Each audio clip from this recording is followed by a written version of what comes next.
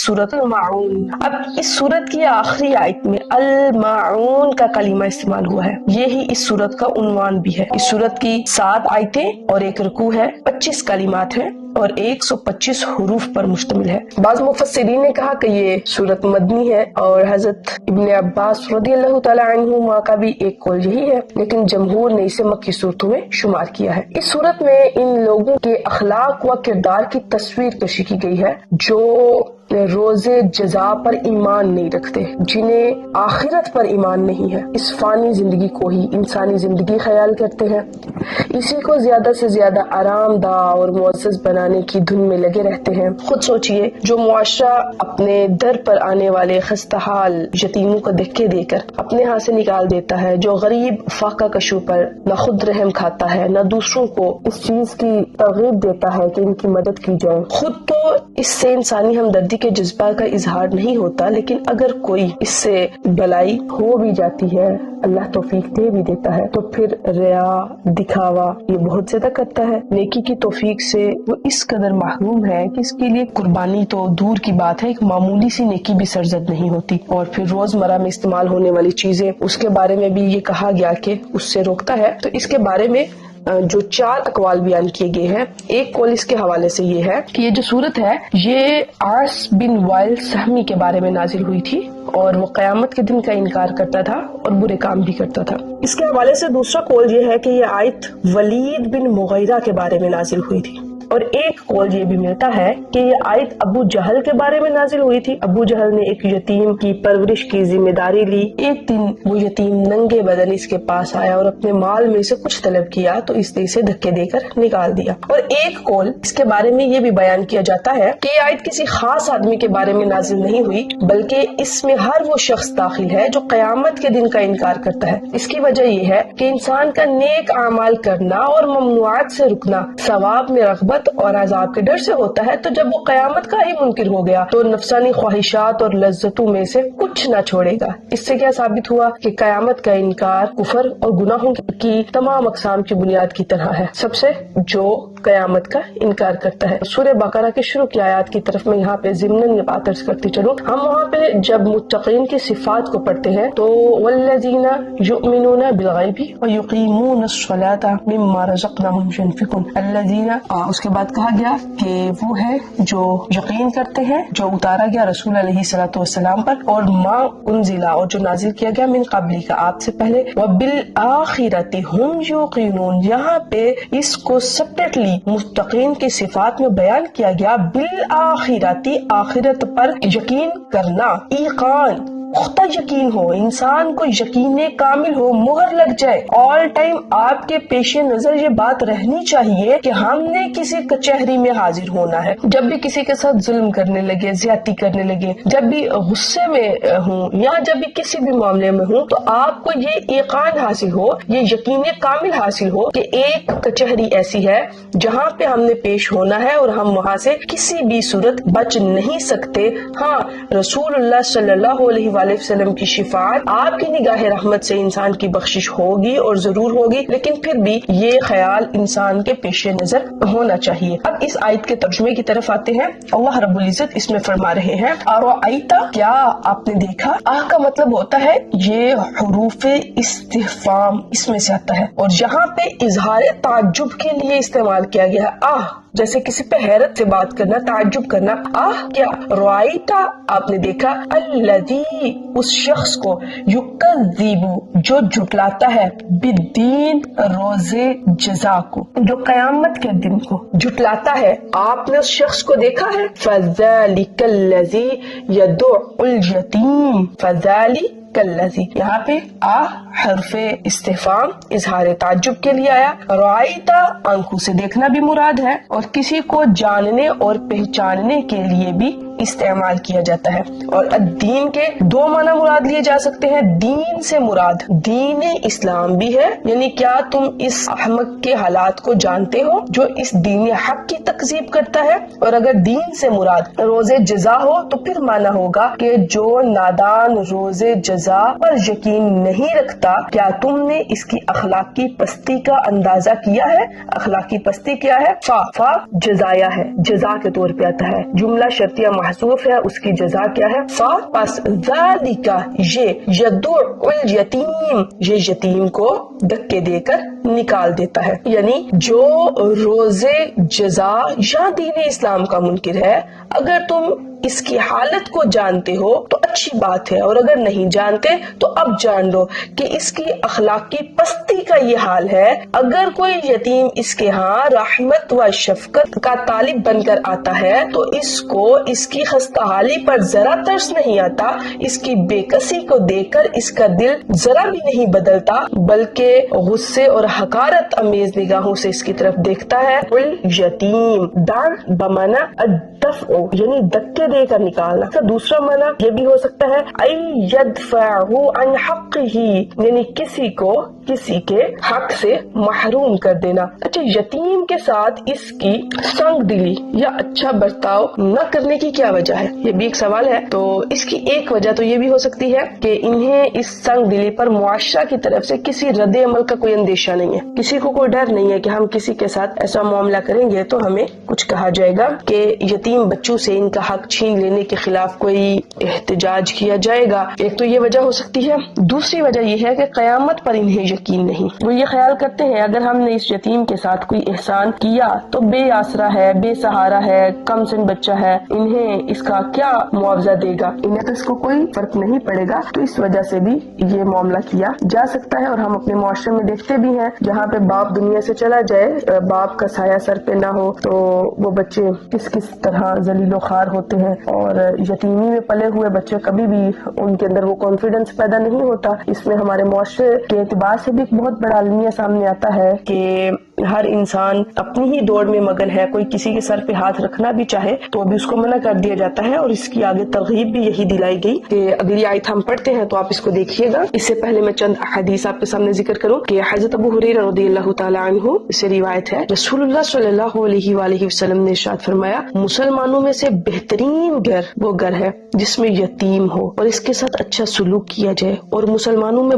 بدترین گھر وہ گھر ہے جس میں یتیم ہو اور اس کے ساتھ برا سلوک کیا جائے۔ اسی طرح حضرت ابو امامہ رضی اللہ تعالی عنہ سے روایت ہے کہ رسول علیہ الصلوۃ والسلام نے ارشاد فرمایا، جو کسی یتیم کے سر پر اللہ تعالی کی رضا کے لیے ہاتھ پھیرے تو اس کے لیے ہر اس بال کے عوض نیکیاں ہوں گی جس پر اس کا ہاتھ پھرے، اور جو اپنے پاس رہنے والے یتیم لڑکے یا یتیم لڑکی سے بھلائی کرے تو جنت میں اور وہ ان کی طرح ہوں گے۔ ٹھیک ہے، آپ صلی اللہ علیہ وسلم نے اپنی دو انگلیوں کو آپس میں جوڑا، دو انگلیوں کو ملایا اور فرمایا ان کی طرح ہوں گے، یعنی یوں ہم اکٹھے ہوں گے۔ اب چلیں، ہم اپنے گھر میں کسی یتیم کو نہیں رکھ سکتے، ترغیباً یہ میں بات عرض کر رہی ہوں۔ آپ دیکھیں اپنے ارد گرد کوئی یتیم دیکھیں اور اس کا آسرا بن جائے، اس کے کچھ ایکسپینس اپنے سر لے لیں، کسی کو نہ بتائیں، یہ آپ کی وہ پرسنل نیکی ہو جو آپ اور آپ کا رب جانتا ہے۔ یہ آپ یقین کیجئے کہ جب آپ کسی یتیم کو پڑھاتے ہیں، لکھاتے ہیں، اسے کانفیڈنس دیتے ہیں تو اس سے صلے کی امید مت رکھیں، لیکن اللہ تعالیٰ کبھی بھی آپ کے بچوں کو ضائع ہونے نہیں دے گا۔ جب تک آپ یتیموں کا سہارا بنے رہیں گے، وہ یتیم آپ کے لیے، آپ کی عمر میں برکت کے لیے، رزق میں برکت کے لیے دعا کرتے رہیں گے۔ بسا اوقات بھی ہوتا ہے کہ انسان کسی کے ساتھ اچھائی کرتا ہے اور اس کو اس کا بظاہر آؤٹ پٹ نظر نہیں آتا، تو چونکہ انسان بے صبرا ہے اور وہ یہ کہہ دیتا ہے کہ ہمیں کیا ملا، تو چلے اگر دنیا والوں نے آپ کو نہیں دیا تو ایسا تو نہیں کہ اللہ تعالیٰ آپ کو اجر نہ دے۔ وَلَا يَحُدُّ عَلَى طُعَامِ الْمِسْكِينِ اور نہیں وہ برانگیختہ کرتا، نہیں وہ رغبت دلاتا وہ شخص جس کے بارے میں حیرت سے کہا جا رہا ہے۔ آپ نے دیکھا ہے اس شخص کو جو تکذیب کرتا ہے روزے جزا کی، جو جٹلاتا ہے روزے جزا کو، فَذَلِكَ پس یہ الَّذِي يَدُعُ الْيَتِيمَ یہی وہ بدبخت ہے جو یتیم کو دھکے دے کر نکالتا ہے، وَلَا يَحُدُّ اور نہیں برانگیختہ کرتا کرتا,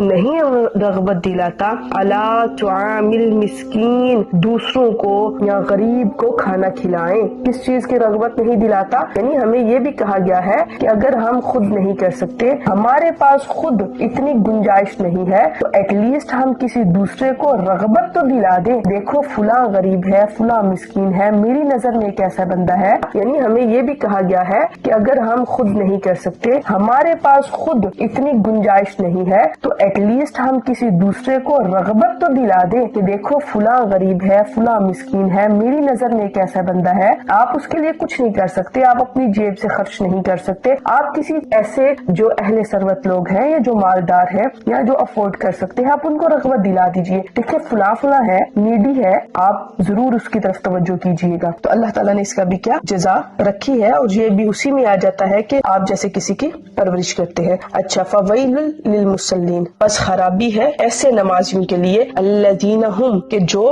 نمازی, عن صلاتہم, اپنی نمازوں سے, ساہون, غافل ہے. ایسے نمازیوں کے لیے خرابی ہے, تباہی ہے, جو اپنی نمازوں سے غافل ہے. الذین ہم, تاکید کے ساتھ پھر ہم ضمیر کو لے آئے, جو وہ ہے یراؤون, ریاکاری کرتے ہیں. اگر وہ نماز پڑھ بھی لیتے ہیں تو کیا کرتے ہیں؟ ریاکاری کرتے ہیں. یمنعون, وہ روک لیتے ہیں, ماعون, روزمرہ کی استعمال کی چیزوں کو. اس کی تھوڑی سی تشریح کی طرف آتے ہیں. یہاں پہ جو بیان کیا گیا کہ ولا یحض علی طعام المسکین, قیامت پر ایمان نہ رکھنے والے انسانی ہمدردی کے جذبے سے کس قدر بے بہرا ہوتے ہیں. فرمایا کہ وہ خود تو ان یتیموں کی کچھ امداد نہیں کر سکتے, گنجائش نہ تھی یا بخل نے ہاتھ پکڑ لیا تھا, لیکن دوسرے لوگوں کو ان مفلوج الحال لوگوں کی ضروریات زندگی فراہم کرنے کی ترغیب دے سکتے تھے. وہ بد نصیب اس سے بھی قاصر ہے. کوئی غریب ان کے نزدیک امداد و اعانت کا مستحق نہیں. انہوں نے ایک خود ساختہ ضابطہ بنا رکھا ہے, اور یہ ضابطہ جو میں آپ کے سامنے عرض کرنے لگی ہوں, یہ آپ نے اپنے گھروں میں بہت سے لوگوں سے بھی سنا ہوگا, اپنے ارد گرد بھی سنا ہوگا. وہ ضابطہ کیا کہتے ہیں؟ وہ کہتے ہیں انطعم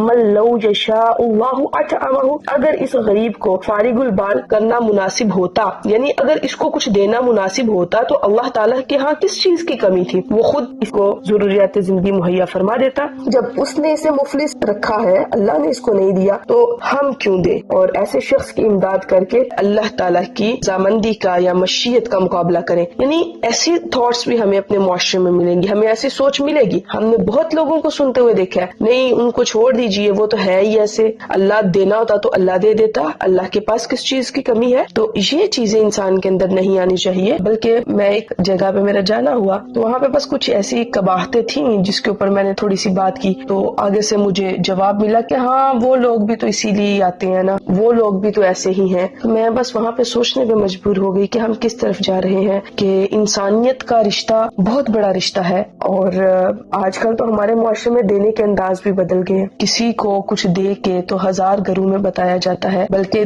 دینے کا انداز کیا ہے کہ اگر آپ نے کسی کی ہیلپ کی ہے نا, تو اس کی نظر سے نظر بھی نہ ملاؤ, کہ کہیں آپ کی نظر بھی اس کو شرمندہ نہ کرتے. ذکر ہی چھوڑ دو اس بات کا. لیکن ہم اپنے ارد گرد دیکھیں کیسے حالات ہیں, اور یہ بات واقعی ملتی ہے. اچھا اللہ نے اس کو نہیں دیا تو ہم کیوں دیں؟ معاذ اللہ, استغفر اللہ. یہ تکبر کے اور فخر کے کلمات ہیں, ان سے بچنا چاہیے. اور پھر اس آیت پہ تھوڑا سا غور کریں تو آپ کو یہ پتہ چلے گا کہ اللہ تعالیٰ کی یہ کتاب معاشرے کے بے سہارا اور ضرورت مند افراد کی مدد اور ان کو ضروریات زندگی فراہم کرنے کی کتنی اہمیت دیتی ہے. یہ کتاب ہی ہے نا جو ہمیں کہہ رہی ہے کہ آپ غربا کا خیال کریں, مساکین کا خیال کریں. اور جو لوگ اسلامی تعلیمات کے اس پہلو پہ توجہ نہیں دیتے, وہ اپنی پھر نظر کو چیک کر لیں کہ وہ کس قدر اگنورنس کا شکار ہو جاتے ہیں یا اگنور کر دیتے ہیں, اور یہ ایک سنگ دلی کی بھی علامت ہے. اس کے بعد آگے کہا جو ہم نے اگلی آیت مبارکہ تھی علی طعام المسکین, تو اس میں بھی جو یہی کہا گیا ہے, جو مفسرین نے تفسیر بیان کی کہ اس سے مراد خوراک ہے, تو یہ ہے کہ اگرچہ وہ جو غذا اس شخصیت کی ملکیت ہے جس نے اس کو پکایا ہے, جو اپنے ہاتھوں سے غریبوں کو دے رہا ہے, لیکن یہاں اس کی اضافت میں المسکین, تو یہ بتایا کہ یہ غذا اس مسکین کا حق ہے. گویا یہ نہ دینے والے کی ملکیت نہیں بلکہ لینے والا اس کا مالک ہے، یعنی اس وقت وہ ڈیزرو کر رہے، حق ہے مسکین کا۔ اس کے بعد الذین هم عن صلاتهم ساہون فویل للمصلین، اب نمازیوں کے لیے، وہ لوگ جو آخرت کا انکار کرتے ہیں، ان کا حال ہم نے بھی پڑھا۔ اب منافقین کا حال یہاں پہ بیان کیا جا رہا ہے، جنہوں نے بظاہر تو اپنے آپ کو مسلمانوں کے زمرے میں شامل کر رکھا ہے، لیکن ان کے دلوں میں قیامت پر ایمان نہیں ہے، اس لیے نماز کے بارے میں بڑی غفلت کا مظاہرہ کرتے ہیں۔ ساہون کا مطلب ہے غافلون، یعنی نماز کی ان کے نزدیک کوئی اہمیت نہیں، نماز ادا ہو گئی تو ہو گئی، نہ ہوئی تو کوئی دکھ بھی نہیں ہے، کوئی افسوس بھی نہیں ہے، کوئی پچھتاوا بھی نہیں ہے۔ اگر نماز پڑھتے ہیں تو کسی ثواب کے امیدوار ہی نہیں، اور اگر نہیں پڑھتے تو کسی عذاب کا اندیشہ ہی نہیں۔ اور ایسا بھی ہمیں اپنے معاشرے میں دیکھنے کو ملتا ہے، پڑھ لی تو ٹھیک ہے، کسی کے سامنے اگر اکٹھے ہو گئے، سمجھا کہ نہیں ابھی اگر یہاں پہ نماز نہیں پڑھیں گے تو فلاں کیا کہے گا یا کیا معاملہ کیا جائے گا، سب کے سامنے موجودگی میں نماز پڑھ لیتے ہیں، تنہائی ہوئی تو کہا اچھا چھوڑ دو نماز پڑھ کے کیا کرنی ہے، تو یہ بھی مزاج ہمیں معاشرے میں ملتا ہے۔ اللہ تعالیٰ ہمیں اس سے بھی محفوظ عطا فرمائے۔ اور اگر وہ نماز پڑھتے بھی ہیں تو الذین هم یراؤون، تو وہ کیا کرتے ہیں، دکھاوا کرتے ہیں، رہکاری کرتے ہیں، ان کی ریاکاری سے ہی پھر تباہی بھی ہوتی ہے، وہ سارے اعمال بھی ضائع ہو جاتے ہیں۔ آخری آیت مبارکہ میں فرمایا وَيَمْنَعُونَ الْمَاعُونَ، وہ کیا کرتے ہیں، ضروریات زندگی کی چیزوں سے روک لیتے ہیں، ان کو دینا پسند نہیں کرتے۔ تو یہ بھی کوشش کیجئے، کوئی بات نہیں، اگرچہ کسی کے ساتھ آپ کا کوئی معاملہ خراب ہی ہو، لیکن جب کوئی مانگنے کے لیے آ جائے تو پھر اس کو نہ کی جائے، جیسے ہی بھی ہے اس کی ہیلپ کی جائے۔ ویسے مفسرین نے معاون کے متعدد معنی بیان کیے ہیں۔ سیدنا علی المرتضیٰ ابن عباس، محمد بن حنفیہ کی رائے میں معاون سے مراد زکوٰۃ ہے۔ اچھا، اس کے بھی مختلف معنی ہیں، ان کے نزدیک اس سے مراد زکوٰۃ ہے، لیکن علماء تفسیر کی کثیر جماعت ایسی ہے جنہوں نے اس کے معنی روزمرہ استعمال کی چیزیں ہی بتایا ہے۔ جو ہمسایہ ہے بوقت ضرورت اپنے ہمسائے سے ادھار کے طور پہ لے لیتا ہے اور اپنی ضروریات پوری کر کے اپنے مالک کو واپس لوٹا دیتا ہے، تو لہٰذا کہا گیا کہ جو شخص آخرت پہ یقین نہیں رکھتا وہ کیا کرتا ہے، وہ روزمرہ کی روٹین کی چیزوں سے بھی روک دیتا ہے۔ حضرت عائشہ صدیقہ رضی اللہ تعالی عنہا آپ فرماتی ہیں کہ میں نے عرض کی یا رسول اللہ صلی اللہ علیہ وآلہ وسلم، کون سی چیز ہے جس کا منع کرنا حلال نہیں؟ تو آپ صلی اللہ علیہ وآلہ وسلم نے ارشاد فرمایا پانی، نمک اور آگ۔ میں نے عرض کی یا رسول اللہ صلی اللہ علیہ وآلہ وسلم، پانی کو تو ہم سمجھ گئے مگر نمک اور آگ کا یہ حکم کیوں ہے؟ تو آپ نے ارشاد فرمایا اے حمیرہ، کیونکہ آپ حضرت عائشہ کو آپ محبت سے حمیرہ بھی کہا کرتے تھے، تو آپ نے فرمایا جس نے کسی کو آگ دی اس نے گویا اس آگ سے پکا ہوا سارا کھانا خیرات کیا، اور جس نے کسی کو نمک دیا تو اس نے گویا سارا وہ کھانا خیرات کیا جسے اس نمک نے لذیذ بنایا، اور جس نے کسی مسلمان کو ایک گھونٹ پانی وہاں پلایا جہاں پانی عام ملتا ہو، اس نے گویا غلام کو آزاد کیا، اور جس نے مسلمان کو وہاں ایک گھونٹ پانی پلایا جہاں پانی نہ ملتا ہو تو اس نے گویا اسے زندگی بخشی۔ تو یہ ہمارے چھوٹے چھوٹے اعمال، ہماری چھوٹی چھوٹی نیکیاں ہوتی ہیں۔ اللہ رب العزت ہم پہ رحم عطا فرمائے اور ہمیں اس پر عمل کرنے کی توفیق عطا فرمائے۔